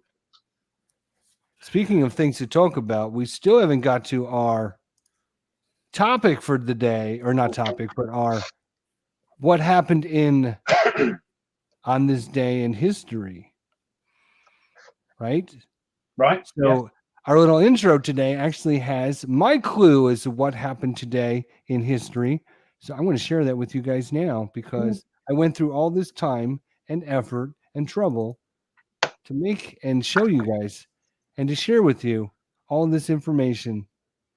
So July, it's 16th. That's what today's day is. July 16th, No, you forgot. 1945.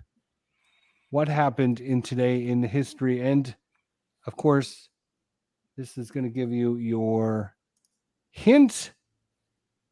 Does anybody know what this is? We do. Oh, Jez has already put it in the chat. Yes, that is correct. That is the Trinity site, the first atomic bomb. Very good. Jezza, you win yourself. Pride not proud. What is it? Pride not prize. You get yourself a present and have your wife wrap it up and give it to you and tell her and just put on the tag it was from us. Thank you. Yeah. So that is correct. It was July 16th, 1945, when a plutonium implosion device was tested at a site located 210 miles south of Los Alamos in the barren hills of the Alamogordo bombing range. The bomb was hoisted atop a 150-foot tower, which again you can see there.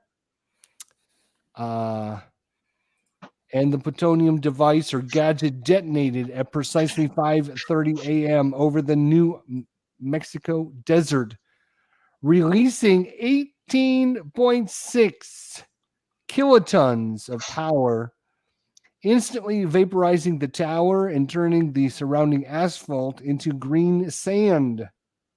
Seconds after the explosion came an enormous blast, sending searing heat across the desert and knocking every observer to the ground. The success of the Trinity test meant that the atomic bomb age using plutonium was ready by the U.S. military and changed the course of history. Today, July 16th, 1945. Without that, if it would have been a dud, things would have been completely different. And that is what happened. At least today. Mike Anthony has written the date correctly. Just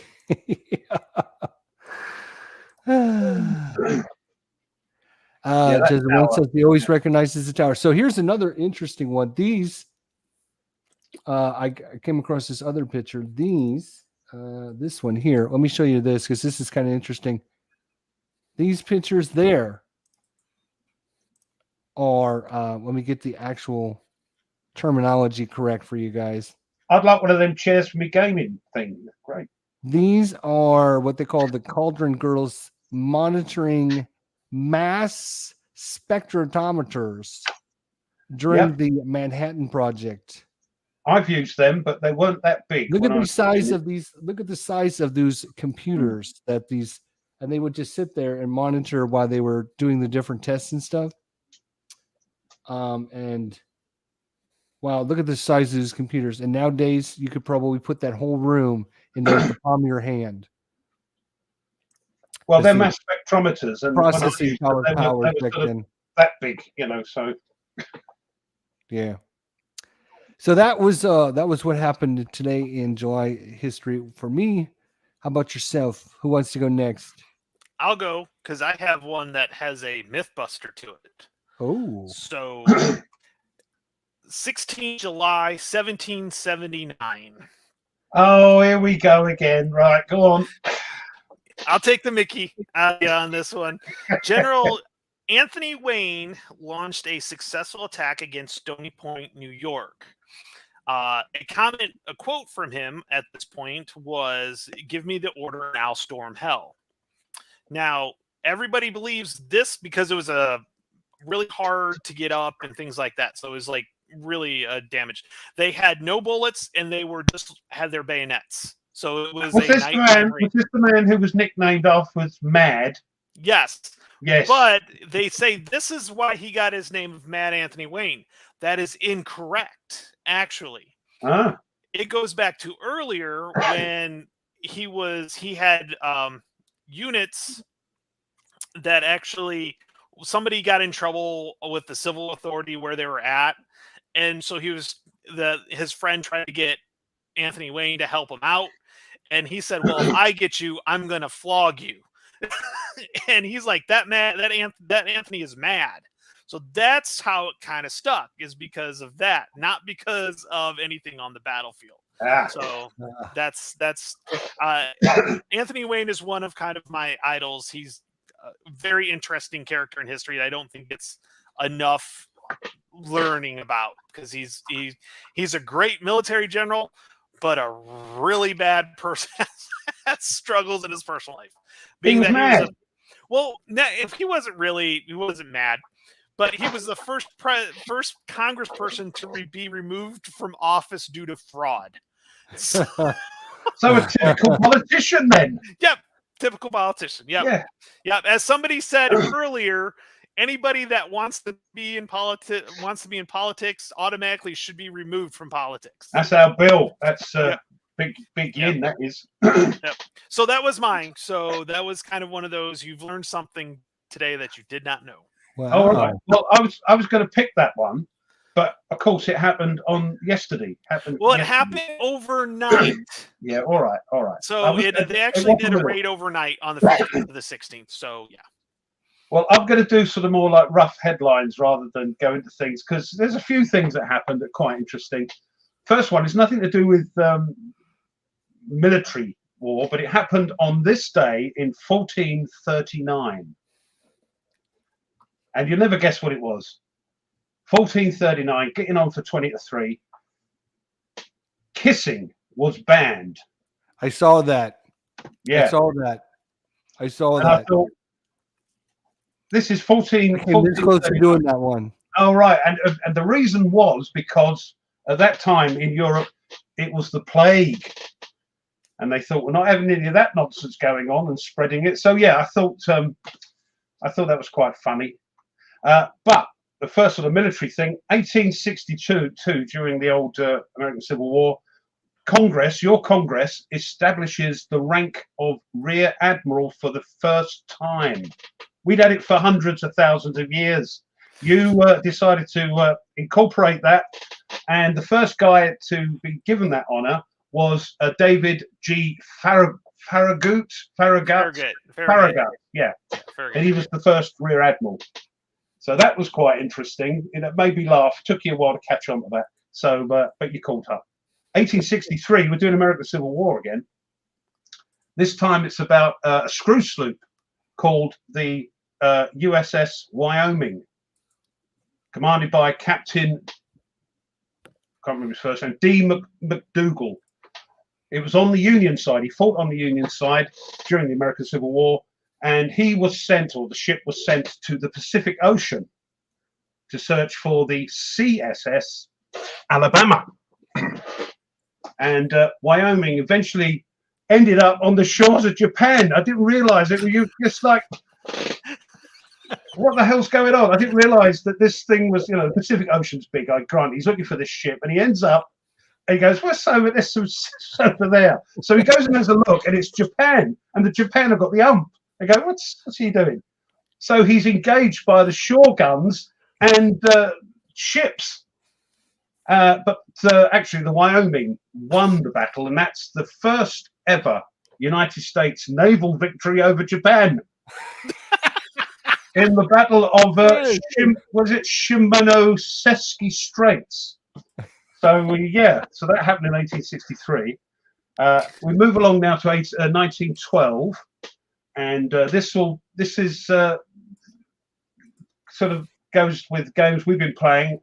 Jester, Corsair Leader and all that, because in 1912, a guy called Bradley A. Fisk patented the airplane torpedo. Oh, what about that? Nice. Yeah. Good So one, yeah, I did not see that one. you get a lot of money. You get more for your money with me. 1936.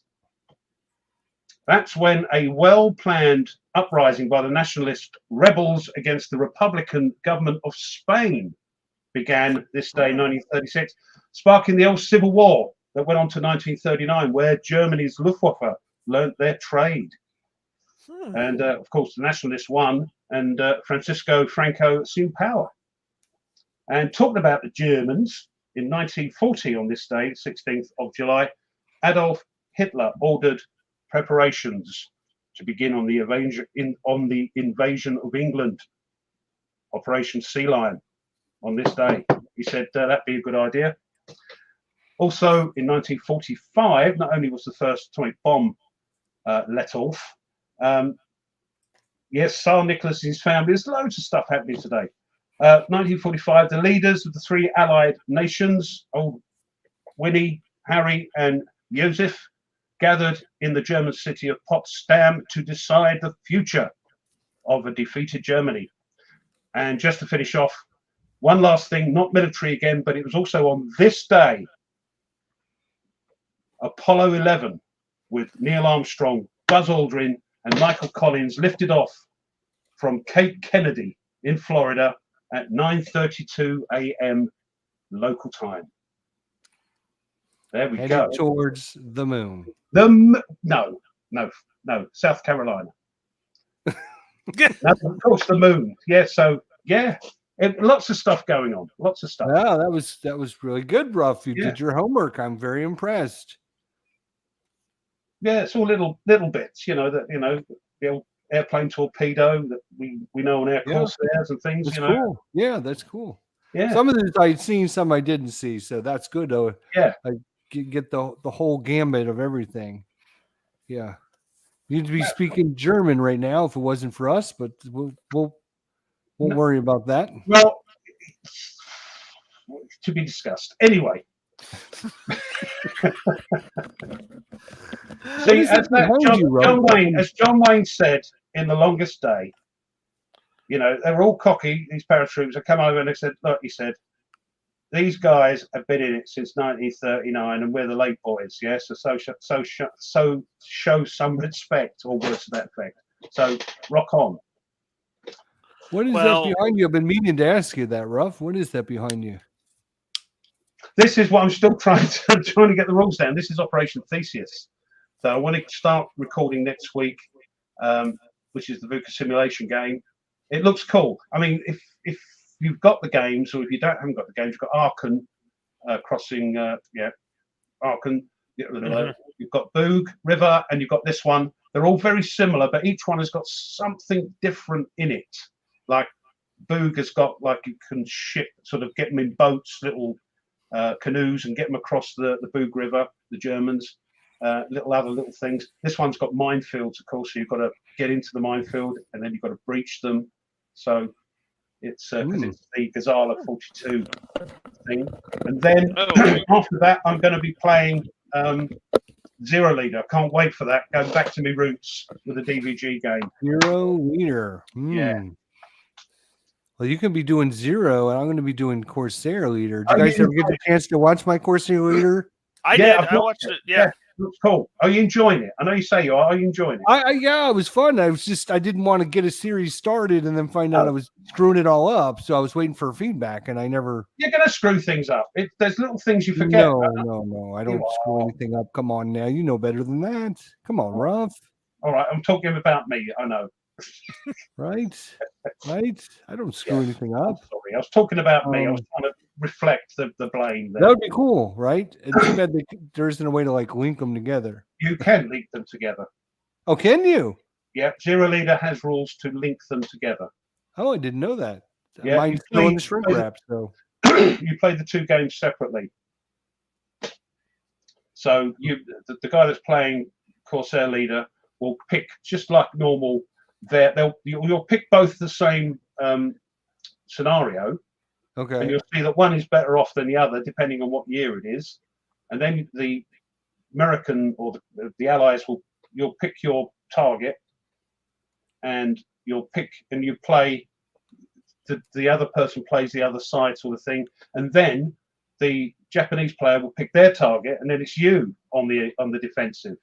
So yeah, it's not complex, but yeah, you can actually put them together, and that's in the Zero Leader rules. All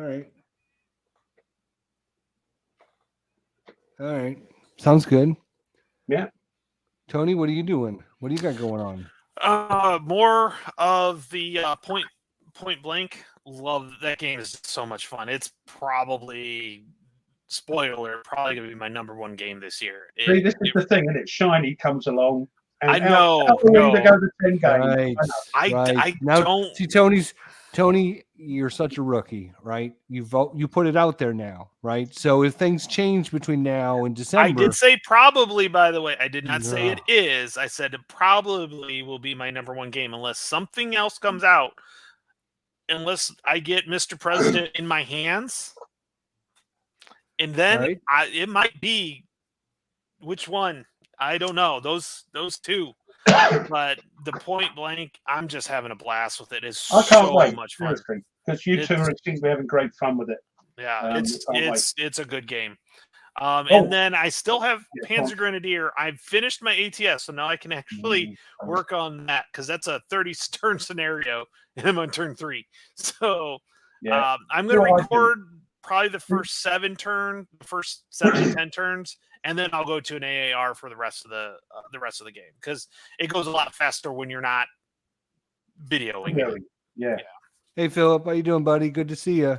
Yeah, see, Nathan also jumped in late, so yeah, I saw Nathan. Yeah, he was able to jump in. So, so I've got those. Today in history was, as Jezza once said, it was an epic day with lots of stuff, lots of really interesting things happened. Next week, of course, will be July 23rd, so we'll look forward to checking out what happens then. But Tony will be not joining us next week, as he's now turning 52 next week. I look pretty good for 52, right? Well, only because you've got that Vaseline. You've got that Vaseline on the lens again, haven't you? When I turned 30, I told everybody I was turning 40, and they're like, "Wow, you look good." I'm like, "Okay, I'll take that." No, I turned 45 on Wednesday, so. It's only 45. Sorry, it's only 45. Yes, I was 55. I'm the young of the three of us. I'm the baby. Well, have a good birthday. So. Oh, I will definitely. I'll probably jump on the chat for a little bit during the show to give you guys a little meaty on that one. So I just forgot Wednesday. Sorry, I better mention it. Otherwise, you'll get me and Tweez are playing the third part of Donna Schlag, 2-player game by VUCA Simulations, and hopefully we will be joined live by the designer and owner of VUCA Simulations, Patrick Gerbhardt. It's not looking good for me.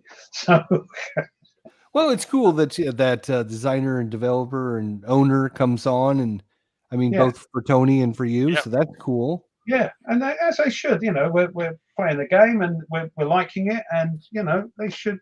And sharing, and I was there watching, and he was answering questions and giving you guys advice, and good times. And then don't forget Thursday. 7:00 p.m. because we don't want to interrupt and conflict with Ruff. We're going Thursday. It's going to be me and Herman. We're going to be playing and talking board gaming Board Gaming with Herm, and we're going to be discussing Aeon's End and deck building games this week, and then we're going to actually play a game of Aeon's End on the computer together. I'll be interested in that, so I can watch and see if I've got to get it.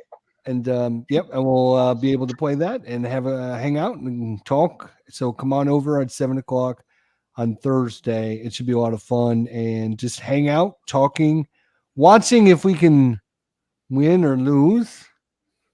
I know we came, well, I won't spoil it for you guys, but last week, our first episode came down to the wire.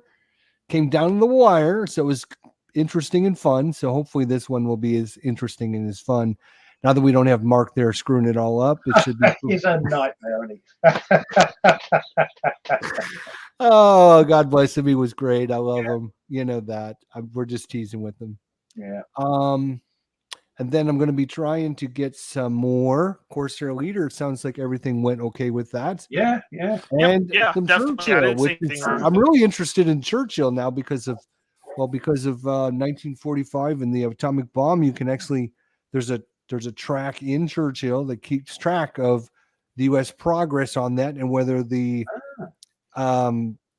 Russian spies actually steal the information away from the United States. So it'd be cool to get that going as well. So and tonight, don't forget, probably around 7:00 p.m., we're going to be having our first go at Spirit Island, the board game. If you want to come by and check that out, it's going to be a great crossover. It is a super, super good game. If you've not played Spirit Island, you're a war gamer, you might want to look at it. It is really good. So anything else, Tony, Ruff? Nope. Everything's going good. Just enjoying life right now. It's got a lot of cool stuff out there for sure. Yeah. I just got to catch up with videoing things that happened. Got a bit behind. I want to get this done, and I want to get Zero Leader as well, because these people who were kind enough to let you have a look at their games, you've got to get them up and played. So right. But this does look cool, and I'm sort of familiar with the system. The system's basically the same, but there's some little differences which makes each game unique, doesn't make it samey. Mm-hmm.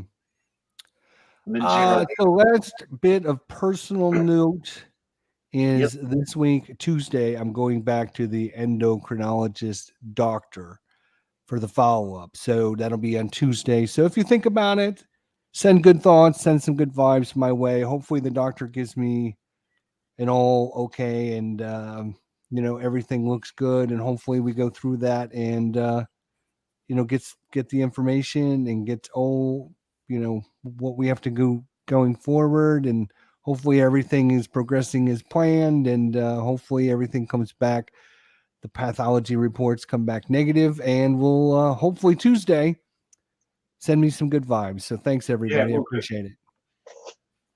All right, guys. Well, another 2 hours has gone by. We appreciate everyone. Again, as Ruff likes to say, Ruff, tell them.